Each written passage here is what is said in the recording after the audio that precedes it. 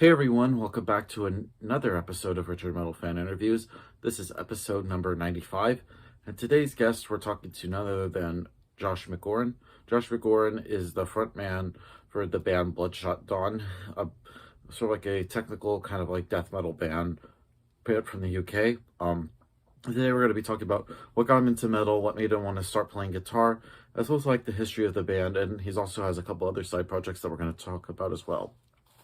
So, without further ado, let's go talk to Josh.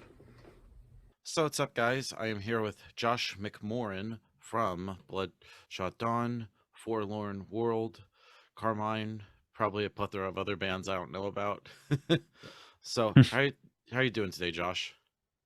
Yeah, I'm good. I've had a great day today, so glad to be here. Awesome. So basically this format is I want to do a rundown of your catalog as well as talk about like your journey as a musical artist from where you started to now. But before we go into that, I want to dive right back into the very beginning. What were the first bands that got you into metal? What made you want to start playing guitar and sing? Um, oof. Well, to be honest, I never intended to playing guitar and sing at the same time. It's just I lived in like a village sort of situation, and there wasn't really many people doing that kind of stuff. So I just kind of just took it upon myself when I was about 14, I guess, to start just self-teaching myself how to do it. But yeah, it was just um pretty generic bands, really. I mean, we're talking 20 odd years ago now. So it was like Metallica and Pantera were the bands when I was younger that really, I saw them doing their tours and stuff, and I was kind of like, well, that's the life I'd like to lead. Like a lot of others, I'm sure. Awesome. And so were you in any bands before starting up Bloodshot Dawn, or was Bloodshot Dawn your first band? I was in a little band with a couple of friends. We didn't have a name or anything. Um, and then it was with the drummer. The drummer actually started Bloodshot Dawn whilst he was still in the band with me, and then I ended up just joining that band. And the bassist we had in our, like, I guess it was like a kids band almost, just kind of stopped playing. So yeah, we just kind of started from there. So I guess it was the first serious band with a name and stuff. Yeah. Yeah. And so how did you get to know the guys in Bloodshot Dawn? Because I believe you all formed in 2003. Yeah, so originally, like I said, I was in a small little three piece with the drummer, original drummer, and another guy. And he actually went to another school close by. Um, and yeah, they kind of formed the band there. But they just didn't have a singer guitarist, so they just asked me if I wanted to fill that void, basically. And then yeah, we pretty much met them just through the drummer that I knew from my local village. And then yeah, we just started rehearsing at the guitarist's house and started from there. Really started with like basic sort of covers and just writing stupid songs and stuff that I guess wouldn't didn't really make sense at first because our influences were all over the place. But yeah, it didn't take us too long to find a kind of track that we wanted to go down. All right. And tell me about that first demo, Coalition of Terror. Was that like something to get to show to labels to get signed? Uh, I I guess not really. I mean, we'd done a bunch of recordings beforehand. Um, incidentally, we changed drummer from the original drummer that was in my original band to um, Doug Anderson, who's in Unfathomable Ruination now. Really good brutal death metal band. Check them out. Um, and yeah, so he basically bought in. He was able to do really good blast beats and stuff like that. Yeah. And that was kind of our first time we had the the the proper blast beats that we wanted to write music with. So we pretty much just decided that we just do something, spend some money on a professional, as professional as possible at that time recording, Um, just to kind of get it out there and have something to sell at gigs and stuff, because we were playing a lot of gigs locally and in the local cities and stuff like that. Guess this was around like 2005, 2006, a couple of years in. Yeah. And yeah, so yeah, we just kind of needed a product to start building on, because we were fully independent, and like I said, we were doing a lot of gigs, so we kind of just wanted something to sell, I guess. And CDs at that point were pretty, everyone wanted CDs, so it's kind of like it was a good Because who marketing doesn't thing. want CDs, right? Yeah, I mean, exactly. Nowadays, it's Yeah, but I mean, not as easy, I but still collect CDs. I don't know if you can see in the background. There's like all my CD, a oh yeah, big CD rack. that's amazing. Yeah, Yeah, no, don't get me wrong. I've got quite a lot of my forte, let's say, is t-shirts. I have so many t-shirts that I bought from bands and stuff. It's same. Like not it's even literally funny. like my entire closet's getting full to the brim. Yeah, I've got like a closet full. I've got like my bed has storage underneath it, and both of those are full up with like death metal shirts. Yeah. So I must have close to 200 different black shirts. Yeah, and I still and I Maybe have more. and I basically have like 2,700 CDs. I've been collecting since I was like 13. Yeah, that's amazing. Yeah, That's and incredible. even in the background, I have like 360 vinyl records. Yeah. Yeah, Just a little sub collection. it can't go wrong there. But You yeah, got the wrestling stills as well, if yeah, I'm not mistaken. yeah, But yeah. I got those from like a signing years ago. nice. Anyway, anyway, back to the what we're talking about. Like, Yeah, sorry. I know we got way sidetracked. That's fine by me. I like kind of like nerding out. But anyway, moving on to like that first EP, Slate is to the Lie. I love that EP. Tell me about that. Did you want to like try to refine your sound from the demo? Okay, so yeah, I mean, at that point we actually had I guess another seismic shift in the lineup, because um Ben Ellis, who is no longer with us now, he's now in Scar Symmetry. Another great band. Yeah, exactly, one of my favorites of all time. Funny story, actually. I gave Ben the Scar Symmetry CD and said, "Listen to this. You're gonna love it." And yeah, it became his favorite band. So amazing to see him become part of the band. It's just incredible. But yeah, so he joined the band. He was actually from our village as well. Another guitarist in our village. Yeah. And he basically stepped in when our other guitarist James left. And at that point, we kind of just decided to write something fresh with him, because he was very talented. He hadn't been playing guitar too long at that point, maybe like a couple of years. So he basically got really good really quickly just by grinding it out, and he was like learning cool stuff like Children of Bodom and stuff like that. Yeah. And he just was very naturally talented. So yeah, he added a new sort of dynamic to the band, and we also had a bassist at the time. The one thing that I really don't like about that CD is it's programmed drums. Yeah.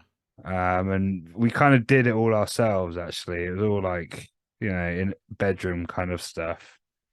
So it was kind of a fun thing to do, though. We use it as a working experience to kind of figure out how we wanted to proceed with our sound with Ben in the band. And yeah, I mean, it was cool. We use it as a product to sell on the road, and we did lots and lots of shows, touring all over the place, touring with pretty much every opportunity we could, mainly in the UK, to be fair. But yeah, just doing as much as we could. Yeah. Then, of course, 2012, you released the self-titled debut full-length album. Tell me about like that, making the first album.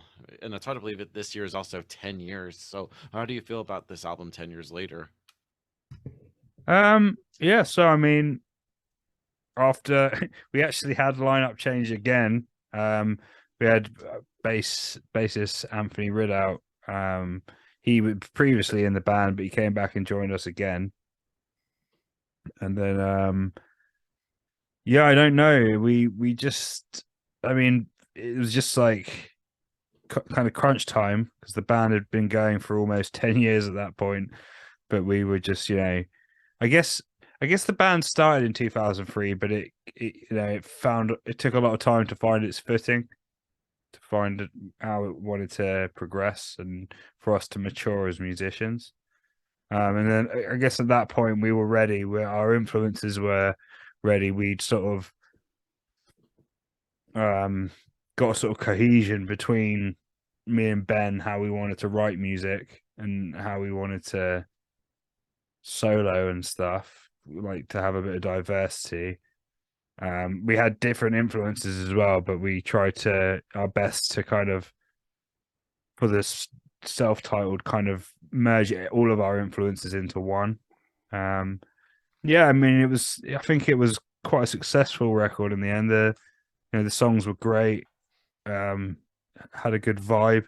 Recording it was a bit of a nightmare. We recorded it in Italy, in the 16th Cellar Studios. It's where Flesh God Apocalypse did a lot of their stuff, Oh early wow. stuff.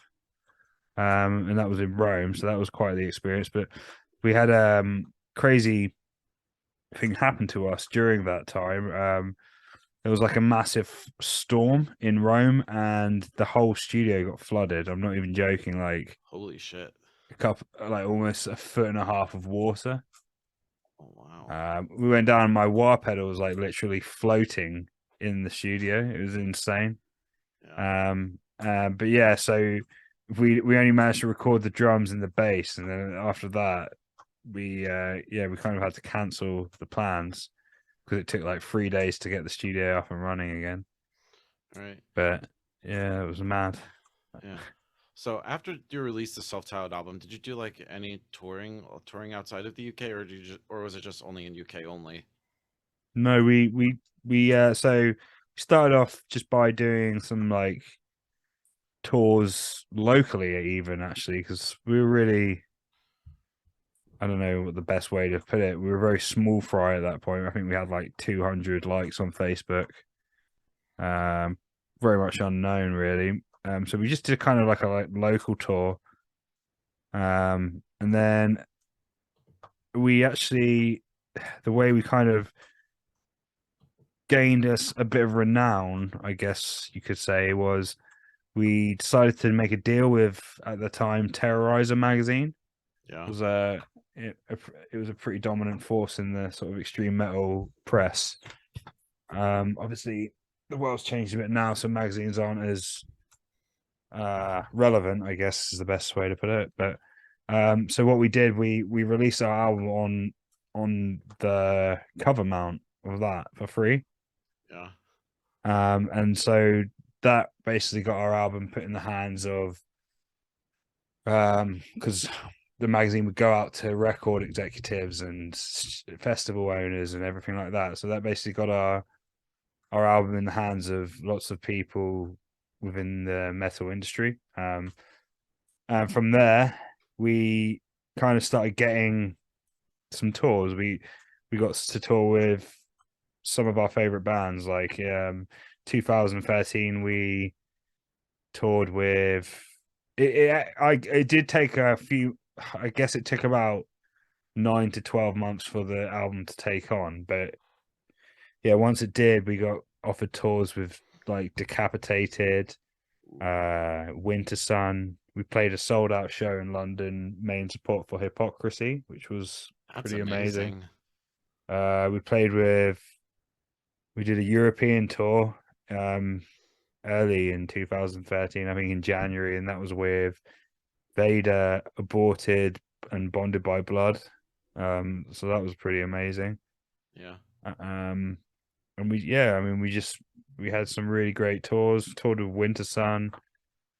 I think I already said that, but that was probably, Yeah. it was a very eye-opening tour, very amazing. And we also had success in Japan, funnily enough, with the first album, because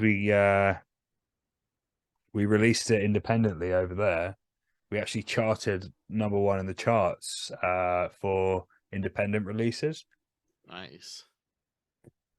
And that was beating bands like Judas Priest and stuff in the sales.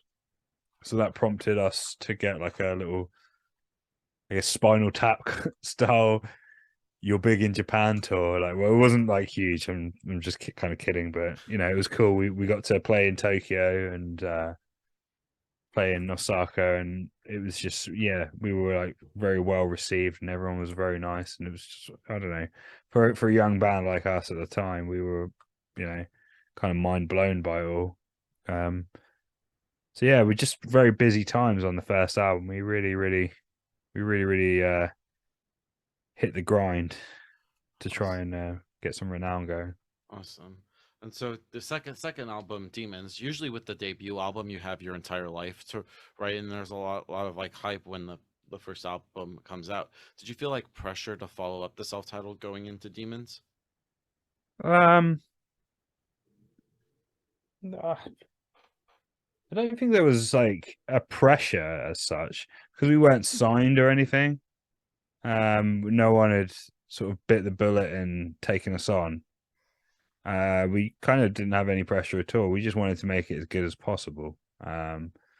We had the touring of the first album and stuff. It kind of, I don't know, it kind of all was a bit much for our lineup then, and we lost Doug at that point,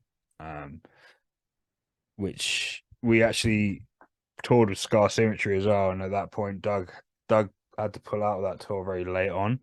So this was kind of at the end of our touring cycle, the first album, when we were writing Demons. And then after that, Doug pulled out of the Scar Symmetry tour. So we got Yanni Yalma in, who's currently Dark in Dark Dark Funeral. Funeral. Yeah, he Yeah, plays I'm for really Dark wearing Funeral. like the hoodie. I actually saw them last night in Georgia and Oh, at nice. How was it? Athens. It was great. And funny enough, I don't know if you saw it. I actually have him sign this copy right here. I don't know Oh, if you. nice, nice. Yeah, and Yeah, he was actually kind of surprised. He was like, "Oh shit, I forgot about that." yeah. Mm. Of course he did. Yeah, Yeah, no, I mean, yeah, he's a really great drummer, really nice guy, yeah, and he basically saved us in an emergency. So he ended up basically joining, and we recorded the drums at his house, and yeah, it was all a really good time. yeah. Um, so yeah, no, it's basically after we lost Doug, we didn't really have any pressure at all. We just decided to make the best thing we possibly could. And yeah, spent months on it, but it turned out pretty good in the end. So And yeah, and I still think it's probably if I had to choose out of the three albums that you have, I think this is probably like my favorite album. yeah, I mean, to be honest, it definitely has the highest production value in it. Like, a lot was spent on getting the album produced and doing all the merch. We did a Kickstarter for it, which was fairly successful for us at the time. And yeah, we toured pretty hard again on that album. Um, so yeah, it was a very decent time. There's also, I think, honestly, it was this kind of sort of because we lost the members again during the album. It's literally like Spinal Tap. Yeah, But we lost the members again because I think we overworked ourselves, doing all the independent things, doing the Kickstarter and stuff. It was kind of might have bitten off a bit more than we could chew in yeah, regards to the workload. Um, so that kind of, I guess that was the kind of pressure we inadvertently put on ourselves, was by doing the Kickstarter, yeah. and then having to deliver was something we weren't prepared for. We didn't expect it to be as difficult as it was. So All right. And so then your most recent album, Reanimation, which hardly it's been 4 years since it's been out, and of course you recently got signed. Also got signed to a label, Hostile Media. How did they find you guys? Because I think that's just a local label in the UK. Yeah, no, so we're not actually signed to them, um, you know, exclusively or anything. They Hostile Media was just basically a distribution company that was run by our PR guy that's done PR for us for a while. Yeah. And we basically wanted to get the album into the sort of into the shops, if you know what I mean, into the distribution routes. And it's not something that we had access to ourselves independently. So yeah, he literally just, I guess, released it for us, just to get it out there. So yeah, like I say, it's someone we'd worked with and trusted for a long time, and we knew that he'd make sure we got our payouts properly and everything like that. So it's kind of just an arrangement just for that album. Yeah. And I noticed there was like a 4 year gap between Demons and Reanimation. What was the reason for the 4 year gap? Um, Probably a mix of things, really. Like I say, we like Ben moved on, Yanni eventually moved on, and then Ant moved on as well. Um, it's probably me. I don't know. No, I don't know. Pretty much, we got James Stewart, who's in Decapitated now. Yeah. Used to be Was a in long, Vader. yeah, he was a long time drummer for Vader. Someone I knew growing up. We like played chase together when we were kids, like around 15 years old, kind of thing. And he's still in the band now, actually. Huh. So basically, yeah, we got him in, and I also it took a little while to replace Ben because obviously Ben's a big talent. And pretty much just found Morgan, who's now in the band from Toronto in Canada. Yeah. Uh, Um, how did you find him? Because coming from all the way from Canada to the UK. well, he actually lives in Germany, Oh wow. where he studied in Europe, so he's like lived here for quite some time, Wow. in the continent. But I pretty much found him weirdly. Ben used to do a lot of guitar competitions, like sort of shred competitions. Um, and he was basically featured in one with Ben as a finalist. And he was incredible.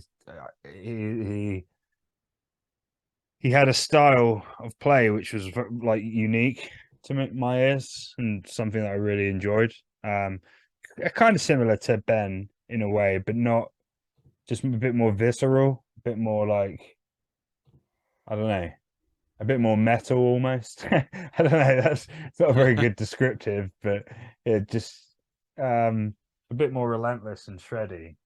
Um, and I don't know. He had a really great attitude.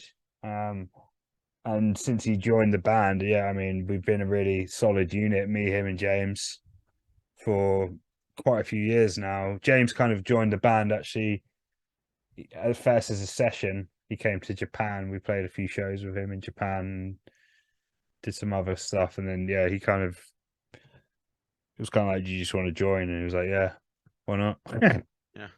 Yeah, and being as it's been 4 years since Reanimation, have you started working on the next Bloodshot Dawn album? Oh, What's the status on absolutely, that? yeah. It's to be honest, it's pretty much done. Just need to record a little bit more and then get it mixed and mastered, or maybe do it ourselves. Probably, we're thinking about best ways to get it done. We have the artwork already done. Um, Wow. yeah, so it's just really far along. We we kind of had it all pretty much ready to go when COVID kind of hit. And then that was a little bit deflating, obviously, with everything having to stop. We were on tour when COVID hit, actually, with Flesh God Apocalypse. And then yeah, COVID came around, and we just basically since then we kind of put everything on stall a bit. I recorded Forlorn World, released that album. Um, Yeah. Yeah, which I was but actually was about to ask about that, and yeah, also well, Carmine. yeah, I mean, Yeah, cool. We'll get into that real soon.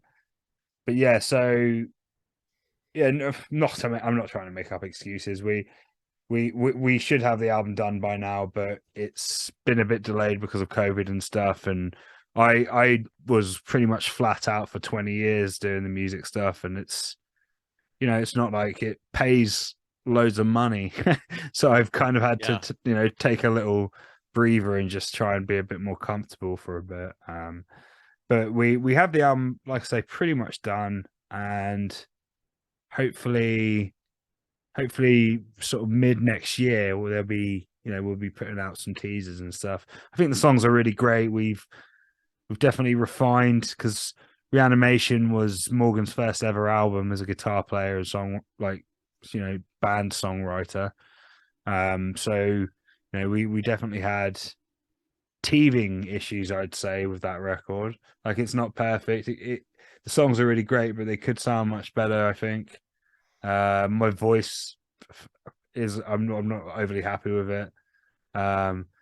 But yeah, like I say, me and Morgan have both done solo albums, and we kind of refined our skills and stuff like that. So yeah, the new album is a culmination of that, and yeah, the songs are pretty good. We got a nice conceptual structure within the music, not necessarily the lyrics, but more sort of the music is very cohesive, and yeah, I'm very happy with what we're going to be bringing out.